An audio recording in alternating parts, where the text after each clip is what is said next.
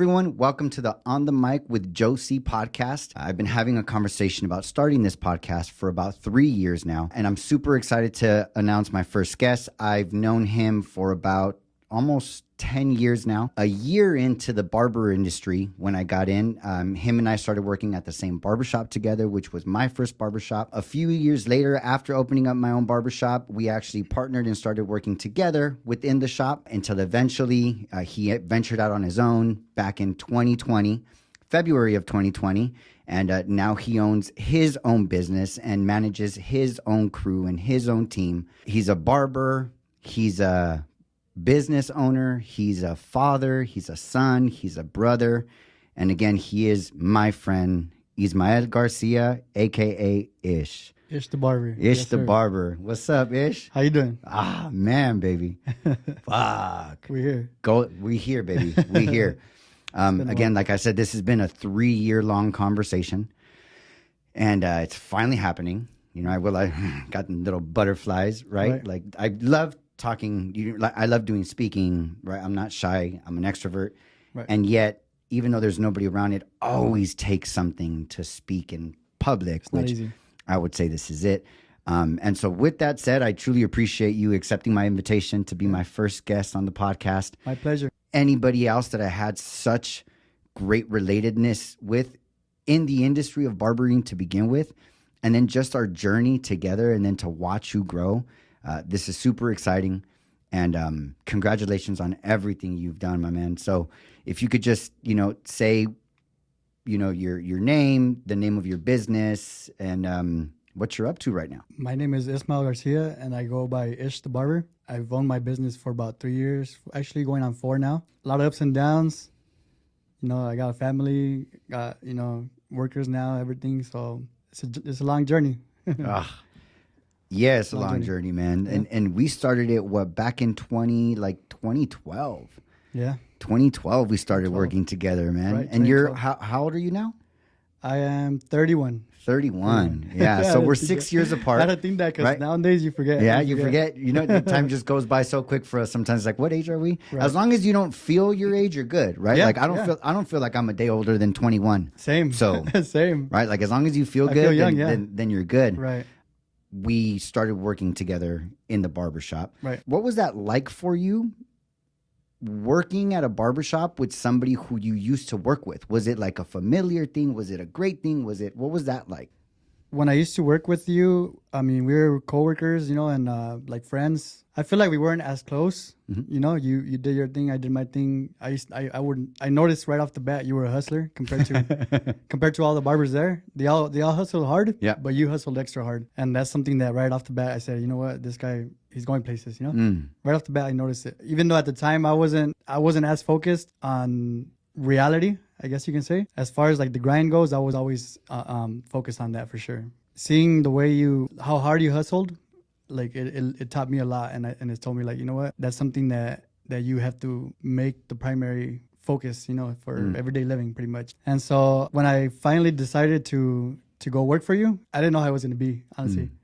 I didn't know what to expect. I almost forgot how it was to work with you. So I was kind of nervous, I was nervous, and I was like, you know what, I'm gonna give it a try. Somebody else actually referred me to you, that they knew a barber there, and I said, I know Josie. I was like, you know what, I'm gonna go talk to him. I was like, and in my head, I told myself, you know what, like I'm a different person now than I was before. So I know if he decides to give me an opportunity, I know that he's gonna notice the difference right away. And so I decided to go for it, Dude, and real quick, I did, man. Yeah, I did, right? Yeah. Like, we are 6 years apart. I remember back then you were just like, fuck, like, whatever. Yeah. Like, it was like, I was young. Right? You were young, right? I was young. What we would normally relate to I as feel young. like I feel like I acted younger than I really was. Yeah. You know what I mean? Yeah. And when you came on board, though, right? Like, when you came back, I mean, that's so dope that you're mentioning that was part of your process, because you were spot on. Yeah. Right? Like, you were spot on. Like, the moment you came in and we sat down and we had the conversation, I was like, wow, this is a different Ish. Right. Like, this is not the same Ish I knew. Right. So that was dope. Yeah. That was super dope to be present to. And so you started working at the shop, and one of the things that I really want to acknowledge you for is just the hustle you put in, right? You were with me for about 4 years? I want to say 3 years and some 3 years. change, 3 years and possibly, some change, getting close to 4. So like the first half, you were just like picking up your grind, right? Like Right. you were going. And then you started like really getting busy. Yeah. And then there's one experience in particular that I kind of want to ask you about. Because I noticed that there was a shift the moment you came back. But there was a period for either a few days or a week where you did get an opportunity, which at the time you thought was great, right? It was an opportunity in like the city of LA. Yeah. I think they were charging $100 for a haircut, haircuts at that time. Right. And that was an opportunity that you took on. I took on. And what I did notice was like once you came back from that opportunity, that's when you just turned on the gear. Yeah. And you just fucking floored it. Right. And that's when you really started growing yourself within the shop. And that's what ultimately led you to opening up your own business. So my question is, what was that experience like when you left for the greener grass, right, as some would say? What was it like coming back?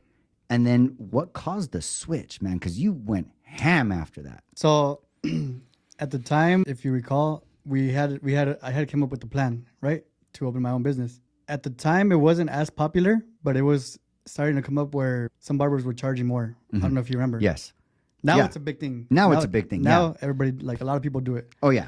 But now it's more common than that, for sure. But at the time, I'm like pretty much almost ready to, and like in a few months, I'll be ready to open my own shop. But I want to experience something a little different that I've always wanted to try out, which was try to, like the Hollywood life, you know? At the time, that's the only place that you can actually make money, according to what people say, right? And so I decided, you know what? Before I open my own shop, I want to actually try Hollywood and see how it is and see if it's a good opportunity. If I end up liking it, I'll open a shop here in Hollywood and hopefully, I guess, grow more, you know? That's what you think. Yeah. And once I actually went, I realized that it's not what they make it look like. You know? Yeah. It's not what it seems. I got there and I was used to doing 15, 20 haircuts a day at your shop. And when I went there, I was doing 1, maybe even 2 if I was lucky. Yeah. Right. And I was like, you know what? I kind of went in there knowing that it was going to be like that at the beginning. And I was like, you know what? But I'm going to watch the other barbers and see how they do it. And so when I was there, I realized that some of the barbers were only doing 2 to 3 haircuts a day. And, you know, they'll take off an hour or 2 sometimes in between. And so I was like, you know what? I don't see much future in it. They've been here for a few years and they told me that it's going to take me half a year to a year to start building clientele. I was like, you know what? It's not what it looks like and it's not what I expected, you know? So, and right off the bat, I was able to read the business like situation going on. And I said, you know what? If I still have that opportunity over there, I'm going to go back and that's where I want to be, you know? Yeah. And I'm going to continue where I left off. And I'm almost at my goal anyways. So I feel like if he gives me the chance, the opportunity, then I'm gonna just get it done, you know? Yeah. And I'm grateful. I'm really grateful that you still, you know, decided to give me another chance. Yeah. You know? Yeah, man. Well, I mean, I'm grateful you came back. Right. And I'm even grateful for that experience that you were able to have. Because one of the things and this has been a practice, right? Like, this is not to say that this is how I walk around all day, right? Like, I still react. I still get triggered by things, right? Like, I still have those moments, right? And my commitment in this industry is to have people see that you can allow people to take on opportunities. Right. And that it's not personal. Yeah. You went off because you seen an opportunity. And one of the things that I've always told you and all the barbers is whatever is best for you, do that. Right. Right? Like whatever is best for you, right, do that thing. Like don't base it off of what. Yeah. Right. And then if it works out, great. Like that's what I wanted in the first place. If it doesn't work out, great. Like you can come back, right? As long as the bridge wasn't burned in any crazy way which it wasn't. Right. It was just like, yeah, there's another opportunity. I'm going to take it. And that was it. Yeah. Right. And just allowing people to have that bridge. Right. I think it's so many times that we burn that bridge way too quick. Yeah. And for nothing. Yeah. Right. The bridge is burned for nothing, for possibly even sounds that came out of somebody's mouth. Right. That we gave a certain meaning to. Right. That now, right. Like now that bridge is burned. Yep. Right. But I think it's just more often than not that we shut humanity out. And for me, this is an awesome conversation to be present to that, right? To that was something that you seen, and that was something that I was able to practice, right? Because a lot of us want change. A lot of us want the world to be different. People want things to be another way other than the way they are, but they do the same things. Right. Right. They don't do what they preach. Mm-hmm. Right. It's what is that? Do as I say, not as I do. Right. There's a lot of that. Now, why is there a lot of that? I get it, because it's easy. It's easy to go that route rather than just being responsible for like your stuff. Right. And being your word. Right. If you're walking around saying like you're committed to the industry changing, or to communication between barbers to, be better, whatever, like you do those things. Right. Right. If you want to build opportunities for others, you do them with your day-to-day people. Yep. And so that's awesome that opportunity presented itself. I'm glad you came back, because after you came back, you just went hard. Yeah. Right? I think you opened, I think it was like 5 months after you projected. Because, by the way, Ish and I, we sat down a year and 4 or 5 months prior to Ish opening up his own shop.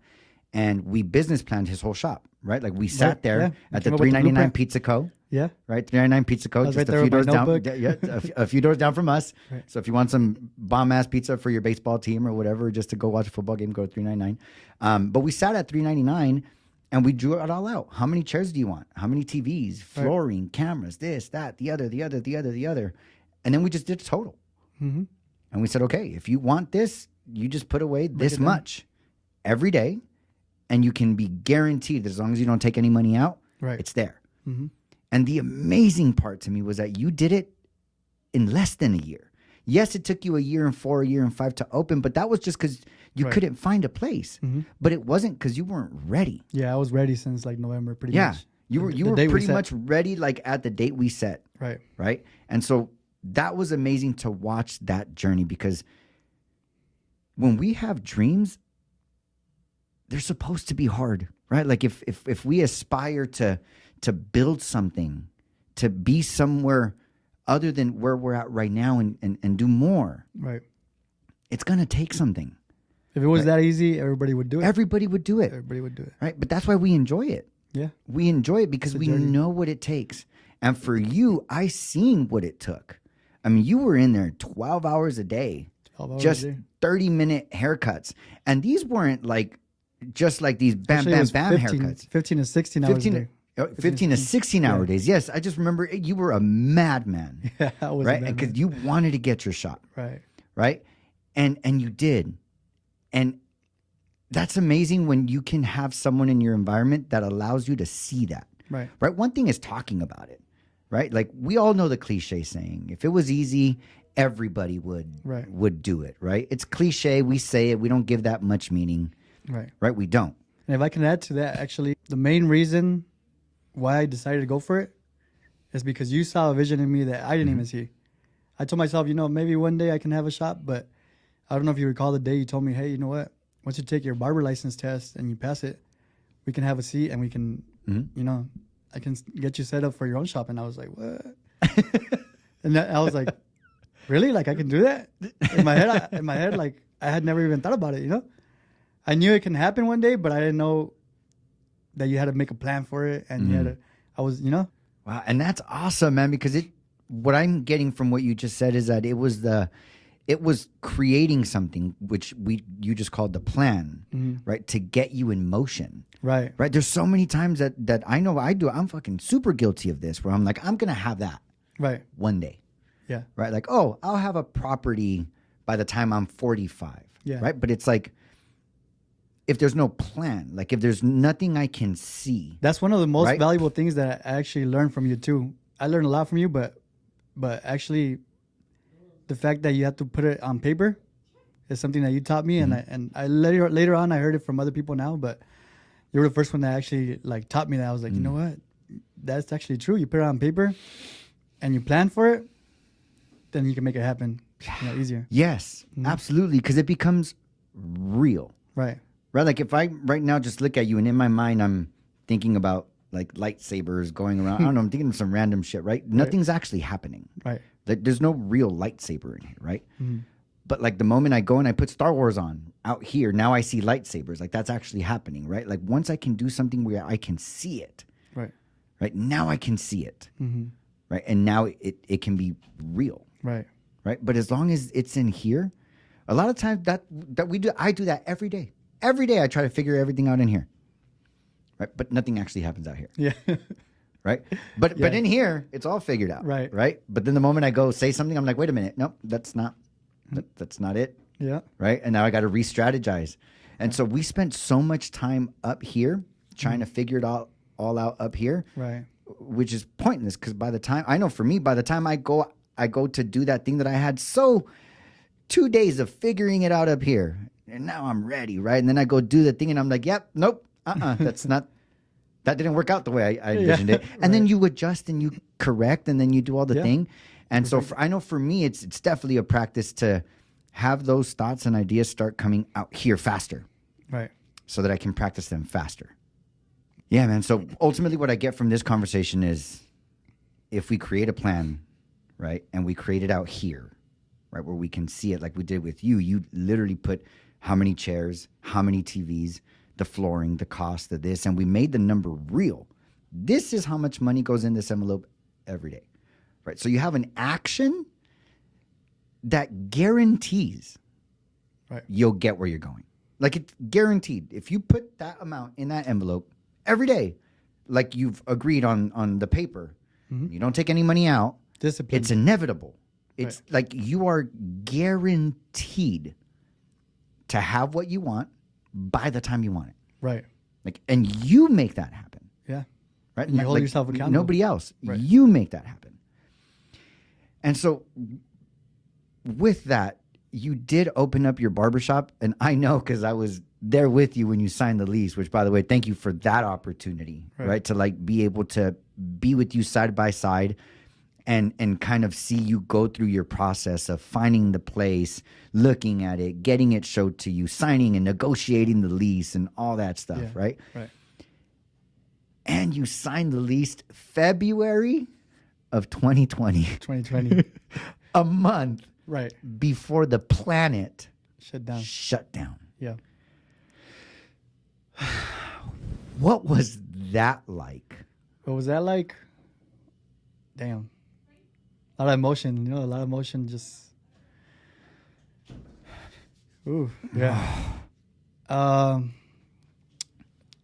It's kind of like I was in disbelief, but it was more... I wasn't worried or panicked at all because, if you remember correctly, they said it's going to be shut down for a week. Mm-hmm. And then that week started becoming 2 weeks and then 3 weeks and then 4 weeks. Next thing you know, we're about a month and a half in. But at the time, I was not cutting hair at all, like zero, because I was like, you know what? I'm not going to be the one that finds out. I'm going to watch everybody else do their thing. If they want to cut hair, if they want to do, survive and all that, I get it. But I'm not going to be the one that finds out, like, what it's like to bring that home, to bring, COVID home. So I decided, you know what? Meanwhile, everybody's at home or out working on the low and everything, I was just going in the barbershop and I was, setting up. I was, working on the floor, painting the walls, setting up the TVs, building the stations, building the barber chairs, all of that.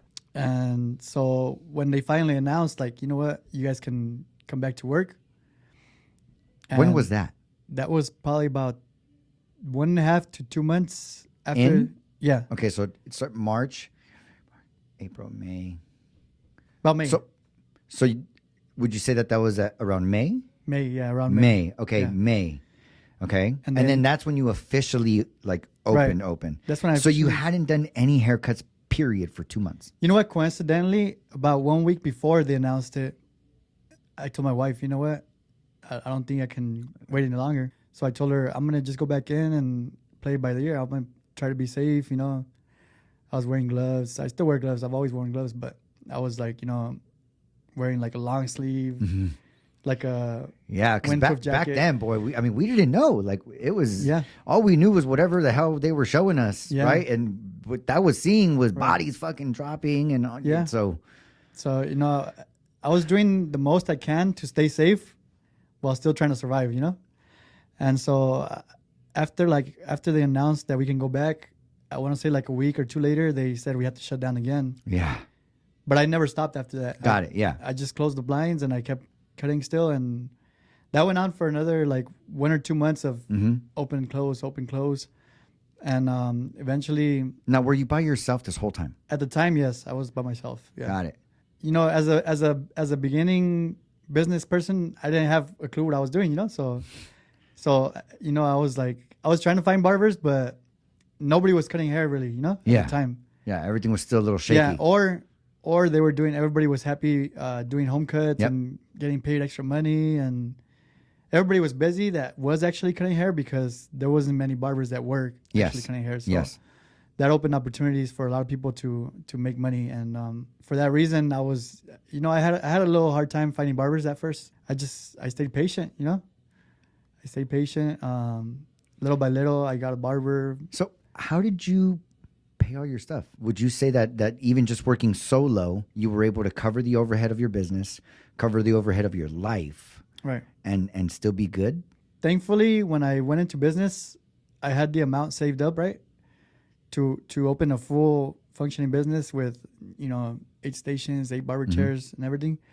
But instead of buying the full equipment, I bought half of the equipment. Got it. Okay. And so I had some cushion. I had some cushion, and and I was blessed enough to have all my clientele still following me, and so I was busy like 24/7.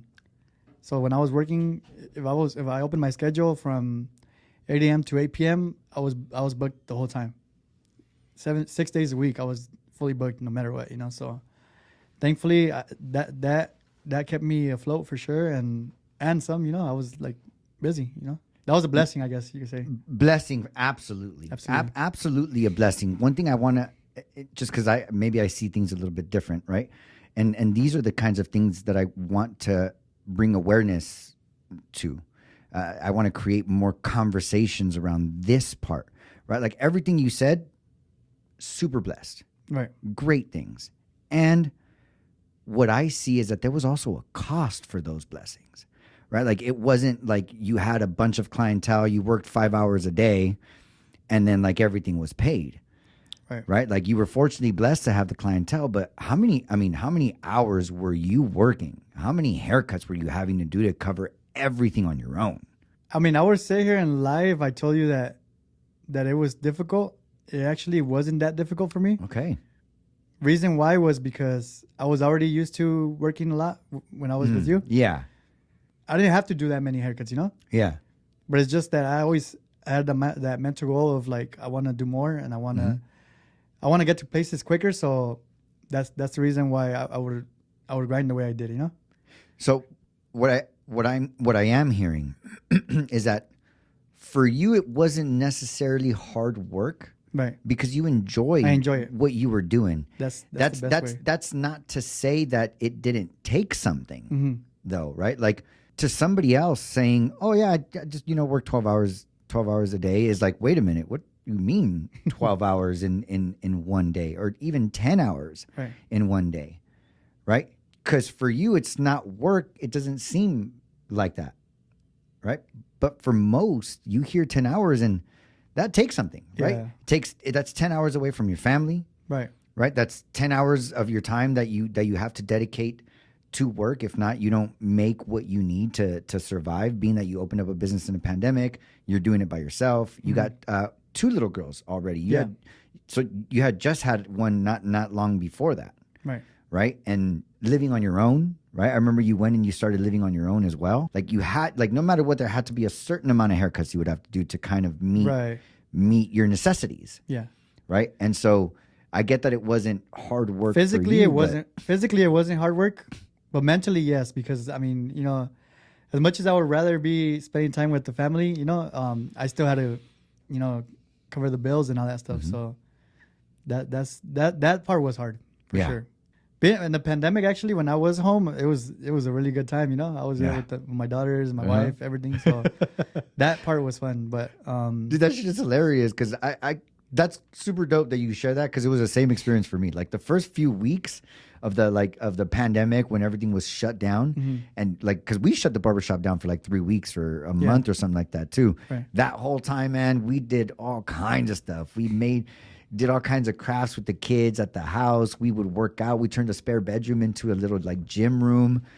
We took a 2-day road trip through Death Valley and Henderson, all kinds of places like that. I mean, we really made the most with our kids out of that little 3-week shutdown. Yeah. So when you say that was something that was a good time, I completely get that, because it was the same for us. But it's what you make of it, right? It's like what you make of it. we're over, you and I are here sitting down talking about a pandemic that happened, and we can actually pull out these gems, Right. of the opportunity that did create, right? Yeah. Like, yes, did it cause chaos? Absolutely. Right? Did it also create some opportunities that we would have never had had that not happened? Yeah. Absolutely. Absolutely. Right. So now the pandemic is gone, right? And what was the after of that like? Because now you go into what you would call normal mode, which is now you got to start hiring barbers, right? You got to start like really building the business now that things have settled down. Had you ever managed people before? Like, were you ever a manager anywhere? Like, No. had you ever managed a team? No. Like, did you ever depend on somebody else's work to accomplish something you were doing? I had never managed a team before. No. Okay. So what was that like at the beginning? And what have been your greatest challenges and achievements from the time you started hiring to now, almost 4 years in, managing a full team, by the way? You got 8 barbers total in there right now. Yeah. So that is a full team. What was that journey like? Well, I've always been really grateful for my team, regardless. At first it was difficult because more or less you have to give them a vision of what you want your business to be like. Because if you don't do that, then barbers and workers in general will kind of do what they feel they need to do. But if you give them more of a clear vision of what needs to be done, it makes it easier, for both you and them. At first it was difficult because we weren't that busy. And so I did have barbers, sitting around and, waiting for clients to come in or people to book online. But little by little, I would give them gems. I would tell them, hey, in order to retain your clients, in order to get new clients and stuff like that. Little by little, I started just showing them what worked for me and how I got busy, and they would apply it to their everyday and help them out. How it is now, I feel like actually it was more difficult managing less people as it is now that I have more people. How so? What has that be? How so? I would say because people tend to learn off of each other and not just learn off of me. If it's like less people working for you, I feel like the only one they can really learn from is you. But if you already taught one of your barbers that's been there longer, you've taught them some of the stuff. Wow. The newer barbers can learn off of you and him now, or the other barbers. So I feel like it feels a little bit easier to manage them now, and because more or less like they know how to run the business based off of watching each other and asking each other questions, right? Yeah, absolutely. And I mean, everybody does it differently, but at the end of the day, if you set the example, they will follow it, Absolutely, dude. This is right now. You just use a word called gem, right? Like, dude, this is a gem, right? Like, this is a gem because ultimately, what I'm hearing in what you're saying is it's really up to the environment you create. Yeah. Right. Like, as an owner, I think there's too many managers, too many owners out there that believe people are working for them. Right. Right. And I believe it's the other way around. I believe as a manager, as an owner, you're actually working for your people. Right. Right. And so therefore your people are a representation of you. Right. And so you now have created a team, an environment where everybody is more or less, right? There's always going to be breakdowns, but more or less on the same page. For you to be able to share with me what it looks like to create the environment, and that the environment is really up to you, right? Like before, it was just you. Right. now you've created an environment of people around you that anybody that comes into your environment just kind of sees how it works. Right. And they either fit in or they don't. And if they don't, it's real easy to weed that one out. Yeah. Right. And what comes to me right now is and I've been hearing it a lot in a lot of the content that I've been listening to, is just like the bad apples. Right. Now, I don't like seeing them as bad apples, because I don't necessarily think there's that many. Not to say there's not, but not that many people that are like bad. They're just different. They're just right? different. Like they're committed to different things. They have a different perspective. They don't have the same vision as you. They just don't have the same vision. Right. And that's okay. That's okay. We're not all meant to have the same vision. Mm-hmm. Right. And we don't have to judge or label anybody as bad. Right. Right. It's just you don't align. Yeah, we just don't align. You just don't align. It's all love at the end of the day. So important. It's so important to be aware of when someone just doesn't align with the team, because that becomes poison. Yes. Like that conversation of, hey, this isn't working out is hard. It's the worst. But it's the worst. Oh my God. I'm sure now you've experienced what that's the worst, like. But if you're having that conversation with them, chances are they probably feel the same way. They probably sensed it. Yeah. In some way, even if they deny it. Yeah. Right. Like at that moment, they probably sensed it. Absolutely. They can't think that everything was great, and and that if we're not agreeing on many things together, and sometimes you gotta part ways. Yeah. Dude, and the insane part about it was, as difficult as that conversation is to have, right? It's a 10-minute conversation. Yeah. That's it. It's a 10-minute conversation. Not to have it. Yes. But the cost we pay when we choose not to have it. Right. Right. When we choose to continue allowing it to linger. Yes. Right. And then just the way it poisons the environment. And the trippy part is, and I say I've experienced it already, right? Because again, I'm not a perfect human being, and I never will be, right? But we'll watch this stuff happen.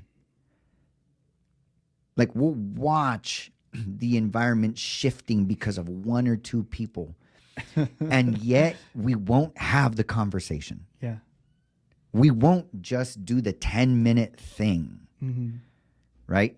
And then just like shake it off and build from there. I think also what it is you have hope that things will get better at times, too. Instead of having that conversation, you would hope that maybe that person changes, or or the situation changes, or something clicks in your mind, or something clicks on their mind. And yes. And the funny thing is, I don't know at least what came up for me is that everything you just said for me most of the time has been absolutely true, except I do it all in here. Yes. Right? Like I think if I wait a little bit longer, he or she will change. Right. I'm going to give this more time. Right. And we'll watch it deteriorate. Yeah. But in here, we're like, no, this could get better. No, it possibly will. But we never come out here and say, hey, can I talk to you really quick? Mm-hmm. Yeah. So there's this thing that's kind of getting in the way of this. Like, is everything good with you? Mm-hmm. Like, is everything good? Is there anything I can support you with? Right? Like, because definitely this thing is not working, and I would love for it to work. Right. And so we'll wish and hope and everything in here, and we'll plan it all out and how he or she might be different. But we'll never come out here and actually support them. Actually let them know there's something not right. And hear them out too. Yeah, and hear them out. You never know. Like they might say yeah. some shit that you're like, oh, I get it. Mm-hmm. I get it now, right? And now that I get it, like now I know how to work on it. Right? And then you can go to work on it. But too many times we'll wait for things to happen. Right. We'll wait for things to change. And we'll do all the thinking but never say anything. Yeah. We'll never pull that person aside and say, hey, this isn't working. Right? It's not bad. It's just not working. Right? Do you see it working? Maybe they don't. Right. And then maybe what they don't see working, you're going to be like, oh, shit, you're right. Mm-hmm. You're right. I didn't see it that way. Mm-hmm. Right? And now you know that it was never personal. It was because the person is bad or whatever. Like it's just, there was a miscommunication. The thing is, you have to realize that it takes two parties to straighten out a situation. It's like your point of view and their point of view. And the trick part is you got to put yourself out here in order to have that happen. Yeah. Yeah, and if you don't, like that saying, you got to get your head out of your ass. Like that. I mean, it's really like you got to get yourself out of yourself. Right. Like you got to put yourself over there where that person is. When you're not in charge or you've never been in charge, you don't know how it actually is in the other person's point of view. If you're dealing with one single individual, and the other person is dealing with multiple individuals, it's a whole different thing, right? So like you as a business owner, you deal with 7-8 different personalities, while that person is only dealing with you as a business owner. Yeah. And so it's like, let me put it out, let me map it out for you. This is, like if this happens and this and that happens, Yep. Create that plan that we were talking about. You like you said, that vision. Right. So let me ask you that. What is your vision for Gifted Barber Studios, and what is your mission? The vision that I have is for them to come and enjoy the ride, enjoy working for me, and to try to see future, some future goals, and if you have any future goals, any future ideas, I would like to see them, and if I can help you out with them, then I would like to, That's my vision, and then the mission would be for them to grow as a person, not just as a barber, but as a person, to try to learn that it's not just come to work, it's like make a difference in your own life, in your people's life, in your family's life, stuff like that.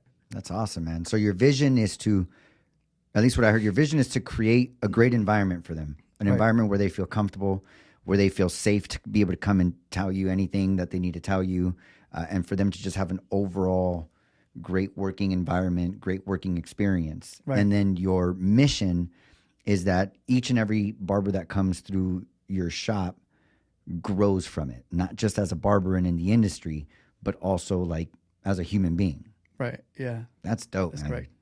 And so now that you're 3 years in, right? 3 years into owning your own shop, what would you say you see differently now being behind the shop as an owner than being behind a chair in a barber shop? What I see different as a business owner now that I didn't see when I was behind the chair is that there's a lot of responsibility.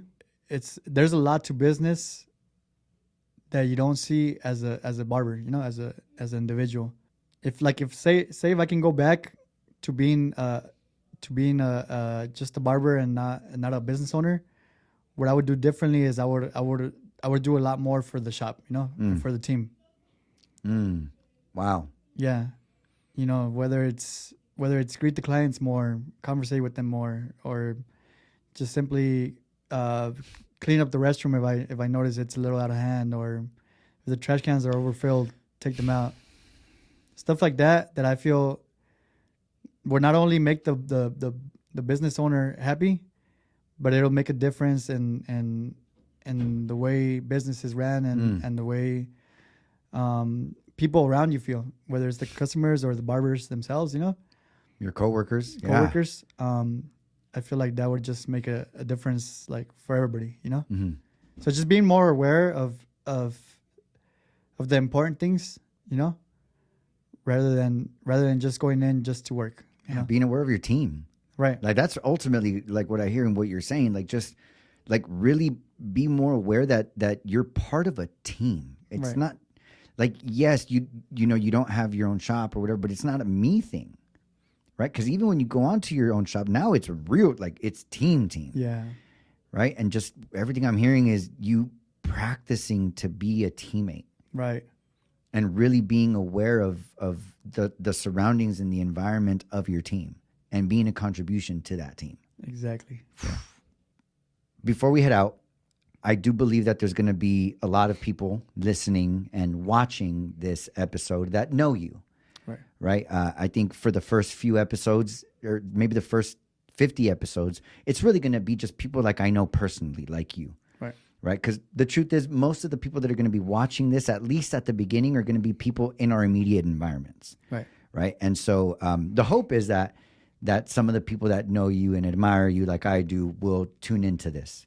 And so with that said, what is something that you want to leave the people listening with, right? And I say this like this.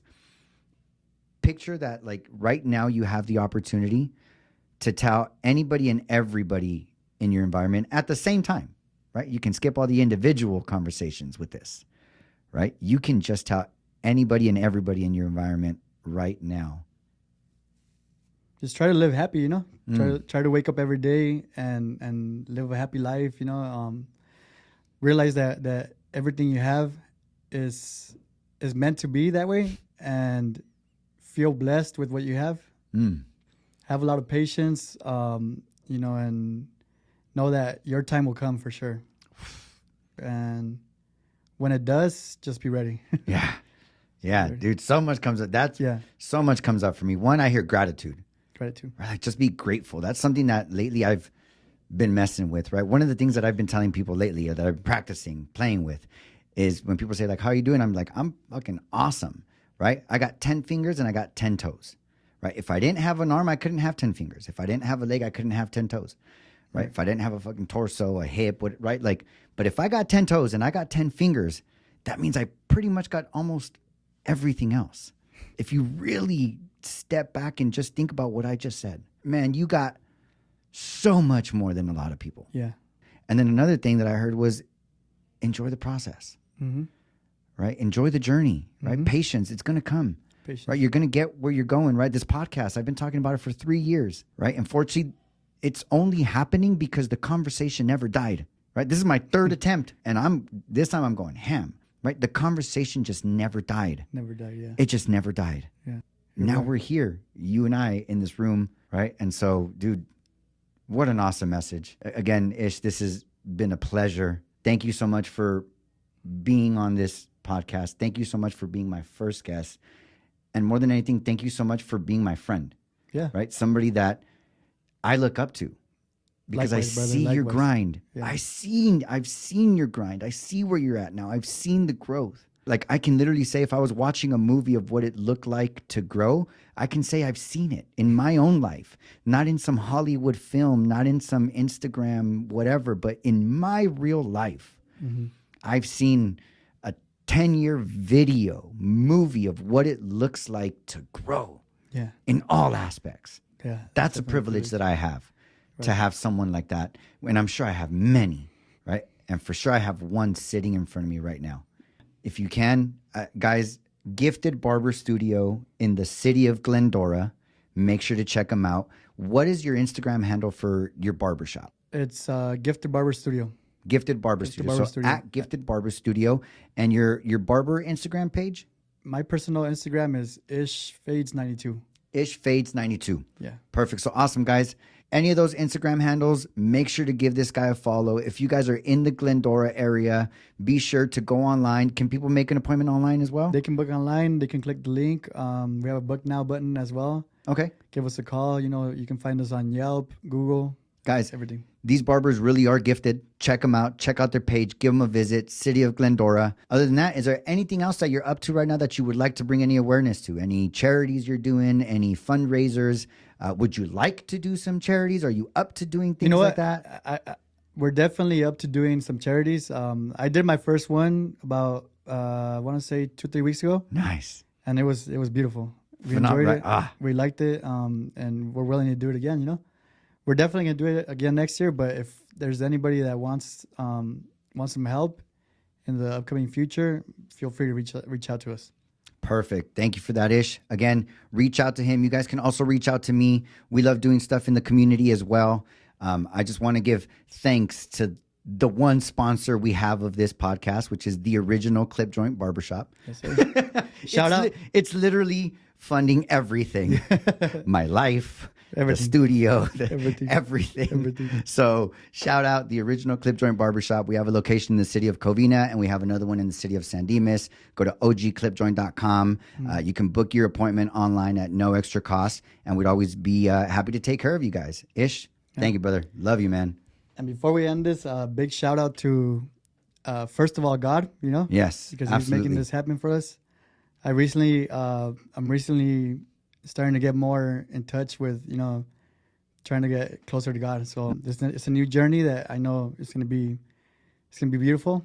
Beautiful. Another big shout out to my wife and my daughters because they're there for me and they're very patient with me, and you know, and I'm trying to give them the world, and that's because they deserve it. And last but not least would be for you. You know, big shout out to you because you saw something in me that I didn't see in myself years ago, and to make it happen, you know, to make life happen, and it's been great ever since, you know. Yeah, and anybody that ever wants to take an opportunity to work with Joe, it'll be the best decision you can make, honestly. I appreciate that, brother. Not up and coming barbers that have been in the game. His shop is dope, you know. Really Nothing but appreciate good you, man. memories, good people, everything, you know. Yep. And thank you for putting in the work. Yeah, Because ultimately, man, to get where you are, it takes work, it right? takes work. One thing that I say is I only call it work so that you can understand what I'm talking about. This is a hobby for me. Like, this is a hobby for us, right? Like, we enjoy doing this. Right. And it takes work. Yeah. You see what I mean? Like, Takes work, yeah. we enjoy it. And it's fun. And every day is a playground for us.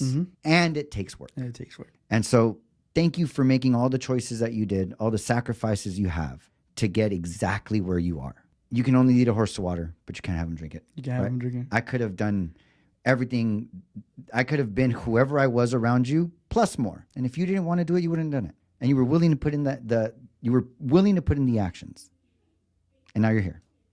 Now we're here. Yep. Hey, man, and stay on that spiritual journey. Whatever, just belief, right? Not religion, just spirituality. Right. Right? And just knowing that Knowing that there's something somebody else there.